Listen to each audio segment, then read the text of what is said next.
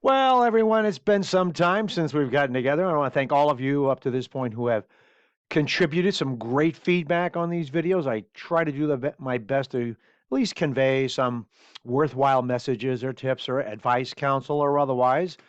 Here in my role as Associate Dean, Department of Criminal Justice in the Social Sciences, Southern New Hampshire University Global. And I'm Dr. Jeff Zarnick. And once again, welcome to yet another fantastic edition. And if you've been around, I don't know, I started these little things back when the pandemic started to let you know that there are human beings behind the screen, behind the keyboard that really care for you.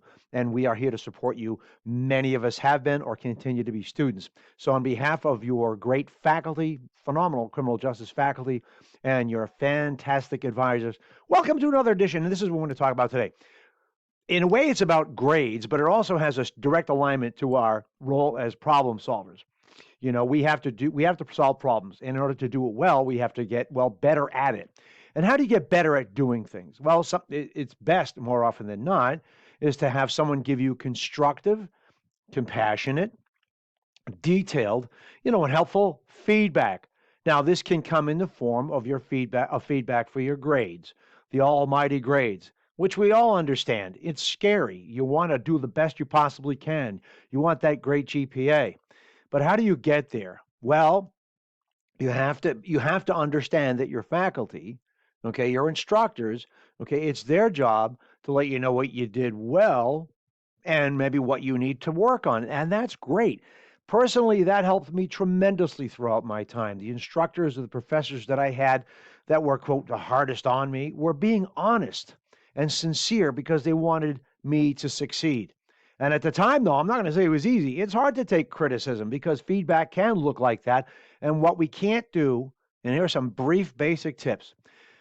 First, take a deep breath, okay? Take a deep breath. Now, this can align with getting your feedback for your grades, or it could be when you're out there in the problem-solving industry known as criminal justice. It could be policing, corrections, advocacy. It doesn't matter, okay? We're there to solve problems, and we have to do a very good job. And again, to do that good job, we have to understand what we need to do better all the time. And so oftentimes we defer to the more experienced, right?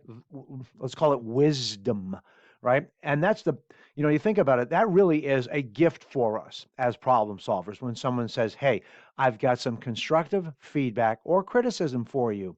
So, number one, don't take it personally. I know it's hard to do, but just understand that the person giving you the constructive criticism, building you up, does not intend to make you feel bad about yourself.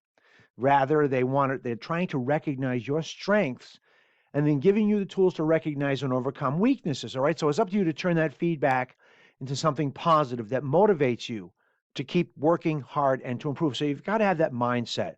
Please don't take it personally. All right. Naturally, the person communicating this to you, they need to understand this as well. They have to be trained and or gifted and or experienced givers of critique, criticism, or feedback. They have to know. They have to know what the receiver is feeling, how they may become defensive and how to get around those things and how to work through those things so the person that they are coaching or mentoring or helping to solve a particular problem, right, they can do better at it. So some people do have a tendency to react, negatively. It's not pleasant, and you might want to defend yourself, but don't do that. Just take a deep breath, stay calm, and listen. 2 ears, 1 mouth, and listen. Because at one point and sometime, you will be the giver of feedback or critique or criticism. And you want to be very good at that so you can help bring that person along. That's your role and responsibility, right? Keep an open mind. This allows you to properly engage yourself in the process. So when the person giving the feedback, they finish sharing their thoughts, and now you can think about what they said, and then you start doing that introspective stuff. You start to look at yourself.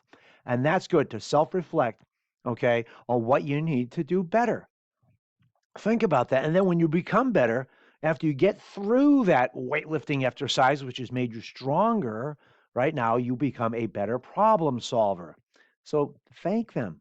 All right. Doesn't mean you're approving it, but just say thank you for taking the time to do something that's very, very difficult for them too, as well. All right. And as a dean, that's what I do as well. I have to give constructive feedback to instructors, etc., to help everyone do the best they possibly can to help you in the classroom. So there is a trickle-down effect or trickle across, all right, because I consider myself as a worker for them. I'm here to support faculty so they can support you. Lastly, work towards fixing it, a solution. Right now, it's time to really process this. You take a deep breath, sit back, okay, take personality out of it, and just review the constructive criticism. This is a good time for you to clarify any misunderstandings as well and share your viewpoint. All right, maybe they're wrong, okay, but you've got to take a step back so emotions do not override, constructive analysis or just basically the truth about what's happening. So ask questions that help you understand what the issue is, and then you can address the issue and you can move forward and put it behind you so you can move on to the next thing and become better and more wiser in your role as a problem solver. So remember, don't take it personally. Now be more focused on understanding the feedback and coming up with a solution. Same thing, like I said, with your feedback that your instructors give you, okay, it's not to hurt, harm, or anything else like that. It's to help you become better. They want you to become like them, successful. That's why they teach. That's part of the noble aspects of teaching, the noble aspects of being a problem solver in our criminal justice profession. All right. So, constructive criticism, I'll leave you with this. It allows all of us to learn about our weaknesses while continuing to grow and improve. There's nothing worse, to me, there's nothing worse than receiving feedback that does not help you grow. In some respects, or maybe in all respects, that's deception, isn't it? Right? That is not telling you the truth about where you need to get better. So just keep that in mind. So keep your mind open. Recognize the person who's giving you all this great stuff, this advice. They just want you to succeed. Okay? So thanks for listening. Thanks for subscribing. Keep the feedback and the comments coming. I really enjoy interacting with everyone. And once again, Dr. Jeff Zarnick here, SNHU, Global Department of Criminal Justice. And once again, as always, on behalf of your fantastic faculty who really care about you and your great advisors, etc., have a great and safe week.